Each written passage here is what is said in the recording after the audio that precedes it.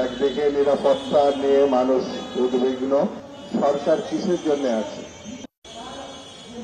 দেশ এখন কার্যত নানান বিপদের মধ্যে আছে।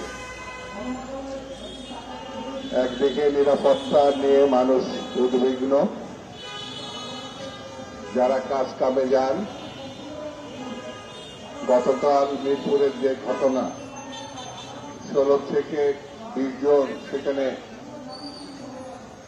ভয়ঙ্করভাবে আগুনে পুড়ে মারা গেছে। আমি তাদের রুহের মাগফিরাত কামনা করছি।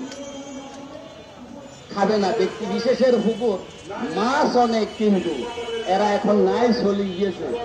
তো কেউ চলে যাবে, খাচ্ছে না। আপনি খেলে হারাম আর আমি খেলে হারাম না। আমার ঘর নাজায়েজ হয়ে যাবে আর আপনার ঘরে গেলে আপনার সব পবিত্র হয়ে যাবে।